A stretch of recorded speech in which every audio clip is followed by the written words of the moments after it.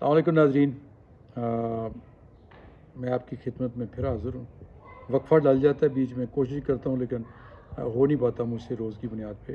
ہمارے بہت سارے ساتھی جو ہیں وہ جرنلسٹ یوٹیوب کے اوپر بڑی باقاعدگی سے اور بڑے اچھے پروگرام کر رہے ہیں، لیکن میں شاید سست ہوں۔ مجھے اس والے سے ضرور معافی دیجیے گا۔ اور جن دوستوں نے چینل سبسکرائب نہیں کیا ہوا وہ میرا یہ چینل ضرور سبسکرائب کریں، یہ درخواست ہے میری ان کے ساتھ۔ آج تقریباً 24 گھنٹے یا اس سے بھی زیادہ ملک کے اندر ایک ہیجان کی کیفیت رہی۔ لاہور میدان جنگ بنا رہا زمان پارک، اسلام آباد کی پولیس وہاں پہ، اور ہمارے جو بہادر سپوت ہیں D A G operation Shahzad Bukhari, وہ کل سے اسپتال میں لیٹے ہوئے ماشاءاللہ، ان کی بڑی ویڈیو فوٹو آ رہے ہیں۔ یہ جو بابو لوگ ہوتے ہیں نا، یہ ان کا مسئلہ یہ ہوتا ہے کہ انہوں نے ساری زندگی ایئر کنڈیشن دفتروں میں بیٹھ کے، اور ایئر کنڈیشن گاڑیاں ہوتی ہیں، آگے پیچھے گارڈز ہوتے ہیں، تو اس طرح کی یہ مشکل حالات کا مقابلہ کرنا ان کے بس کی بات نہیں ہوتی۔ انہوں نے شکر کیا ہوگا کل تھوڑی بہت آنسو گیس ان کی آنکھوں میں آئی اور فوراً یہ جا کے اسپتال میں لیٹ گئے۔ حالانکہ جا کے یہ کل دعویٰ بڑا کر رہے تھے، یہ انہوں نے کیا دعویٰ کرنا ہے، ان کی کیا اوقات ہے، جنہوں نے پیچھے سے کہا ہوا تھا کہ ہم عمران خان کو گرفتار کر کے لے کے جائیں گے۔ یہ صاحب پہلے راولپنڈی میں سی پی او تھے، وہاں بھی جو یہ کارنامے سر انجام دیتے رہے ہیں وہ سب کے سامنے ہیں۔ تو یہ اس طرح کے سفارشی جو لوگ ہوتے ہیں ان کی دال اس وقت گلتی ہے جب ملک کے حالات ایسے ہوں، کیونکہ جو تھوڑا سا بھی ایماندار آفیسر ہوتا ہے، جو میرٹ پہ کام کرنے والا ہوتا ہے، وہ ان دنوں کھڈے لین میں رہنا زیادہ پسند کرتا ہے۔ لیکن جنہوں نے مال بنانا ہوتا ہے، جنہوں نے حکمرانوں کی نظروں میں اپنا ایک مقام بنانا ہوتا ہے، وہ کسی بھی حد تک گر سکتے ہیں، اور وہ خواہ عوام پہ گولی چلانی ہو، خواہ آنسو گیس کے چھل مارنے ہوں، خواہ پورا علاقہ پارڈن آف کر کے اس علاقے کی رہائشیوں کا جینا حرام کر دینا ہو، یہ بالکل فرنٹ پہ کھیلتے ہیں اس وقت، تاکہ ذرا میڈیا بھی ایک کوریج دے رہا ہوتا ہے جی کہ یہ وہ غازی ہے جو شہید تو نہیں ہوا، لیکن یہ ہے کہ اس نے بڑا بڑھ چڑھ کے بڑا وہ کیا۔ اینی وے، اس ہیجان کی وجہ سے جو رہا، پورا ملک ایک طرح سے بند پڑا رہا، کوئی کام نہیں ہو رہا، دفتر بند، سڑکیں بند، کچھ سمجھ نہیں آتی تھی کہ کیا بنے گا۔ یہ جو رانا ثناء اللہ ہے یا مریم نواز کی کل جس طرح کی باڈی لینگویج تھی، جو جس طریقے سے اپنی وہ انتخابی مہم چلا رہے ہیں، ایک پارٹی کو مکمل طور پہ انہوں نے ہاتھ پاؤں باندھ کے، جیسا کہ مریم نواز کا مطالبہ کیا ہے کہ پہلے عمران خان کو اس کے انجام تک پہنچایا جائے، ان کے ابا جی کے سارے کیس معاف کروائے جائیں جو مفرور ہیں، جو سزا یافتہ ہیں، جو لندن میں بیٹھے ہوئے ہیں، تو اس کے بعد بے شک کل الیکشن کروا لیں،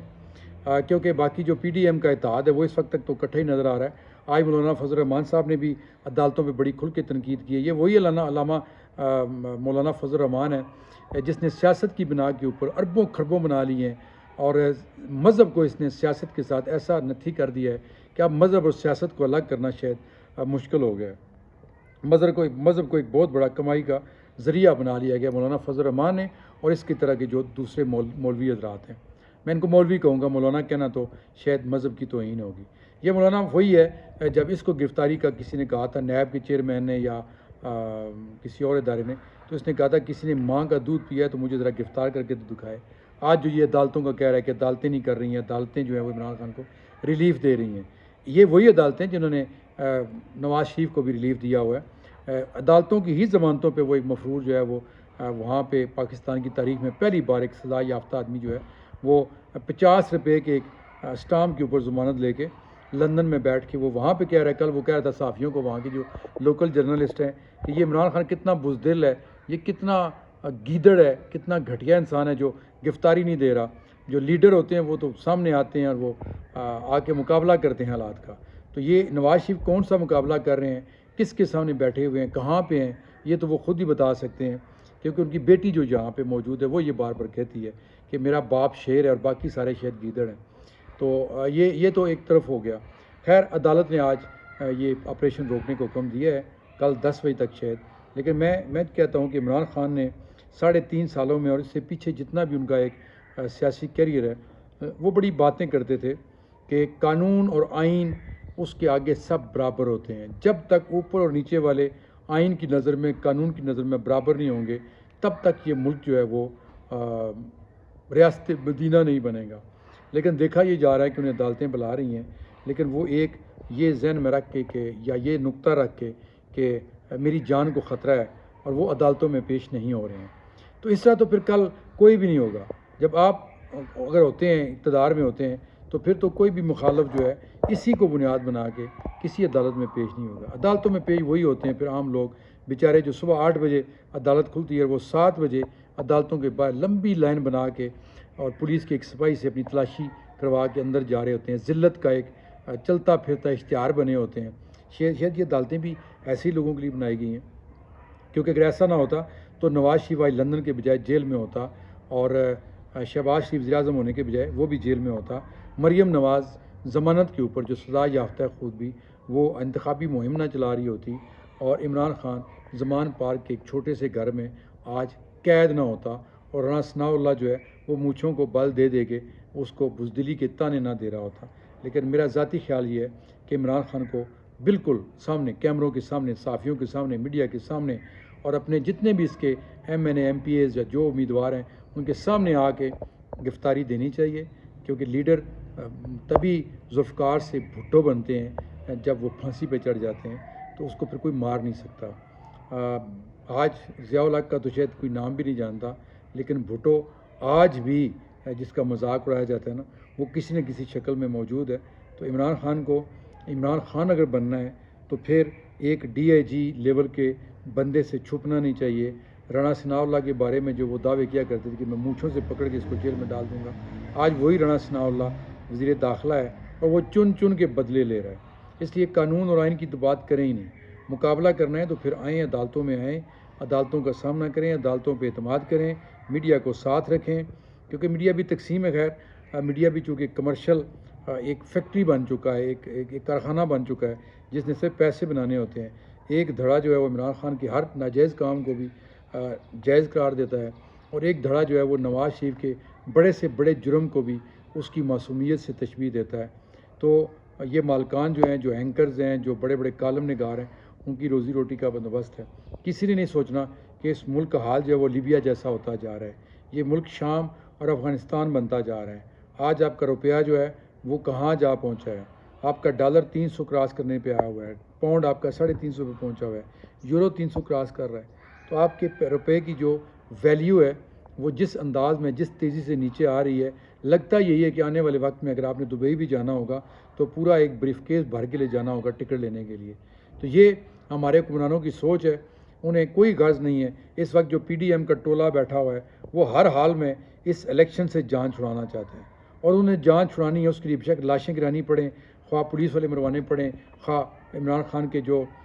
جیالے ہیں وہ مروانا پڑے۔ اور آخر میں ایک بات کروں گا کہ عمران خان جو کہتا تھا کہ پڑھا لکھا طبقہ میرے ساتھ ہے، پڑھے لکھے لوگ میرے ساتھ ہیں، اوورسیز کو میں کال دوں تو وہ لاکھوں کے حساب سے آ کے میرے گھر کے سامنے کھڑے ہو جائیں گے، لیکن وہ سارے سوشل میڈیا پہ نظر آ رہے ہیں۔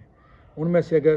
1000 بندہ بھی آ کے کھڑا ہو جائے، جس کو ہم برگر کہتے ہیں، جو بہت پڑھے لکھے لوگ ہیں، تو میں یقیناً کہہ سکتا ہوں کہ 1000 میں سے 700-800 جو لوگ ہیں وہ انہی بیوروکریٹس، انہی بڑے بڑے جرنیلوں، انہی بڑے بڑے سیاستدانوں کے بچے ہوں گے۔ پھر کوئی ڈی آئی جی وہاں جا کے نہ تو شیل مارے گا، نہ ہی وہاں پہ گولیاں چلائے گا، نہ ہی واٹر کینن چلائے گا۔ اس کو پتہ ہے کہ کسی جنرل کا بچہ مرا، کسی سیاستدان کی بیٹی وہاں پہ مری، کسی بڑے بیوروکریٹ کی بچے کو یا بیوی کو نقصان پہنچا، تو پھر کیا ہوگا؟ اور دوسری بات یہ ہے کہ عمران خان صاحب، اگر آپ لوگوں کو کہتے ہیں، اپیل کرتے ہیں کہ آ جاؤ، تو پھر سب سے پہلے آپ کو اپنے اسد عمر، شاہ محمود قریشی اور شیخ رشید اور جتنے بھی لوگ ہیں ان کو کہیں کہ یہ اپنی بیویوں کو، اپنی ماؤں کو، اپنی بہنوں کو، اپنے بچوں کو لے کے آئیں، اور وہاں کیمروں کے سامنے بتائیں کہ ہم اسد عمر کی میں بیٹی ہوں، میں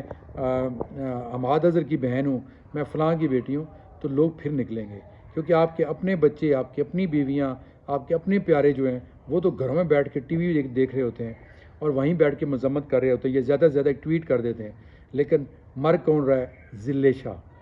مر کون رہا ہے؟ ایک عام چھوٹا جو بیچارہ عمران خان کا متوالا ہے، مر وہ رہا ہے۔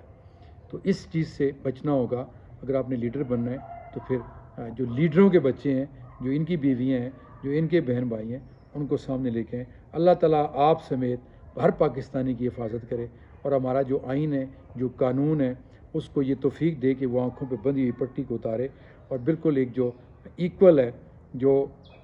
آئین اور قانون اور سب سے بڑھ کر ہمارے قرآن میں ہمارے اللہ کو حکم ہے، اس کے مطابق ہمیں فیصلے کرنے کی۔ تو یہ عہدے آنے جانے ہیں۔ کل عمران خان اگر فرعون بنا ہوا تھا تو آج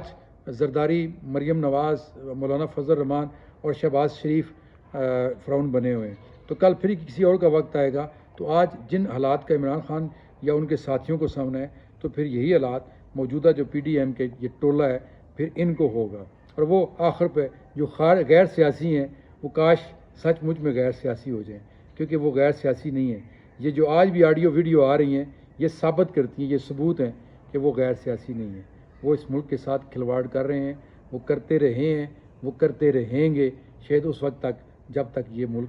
شاید ٹکڑے ٹکڑے نہیں ہو جاتا۔ اللہ تعالیٰ ہمیں اس نوبت سے بچائے۔ دعا میں یاد رکھیے گا۔ آخر میں پھر ایک ریکویسٹ کہ میرا چینل سبسکرائب کیجیے گا۔ اللہ حافظ۔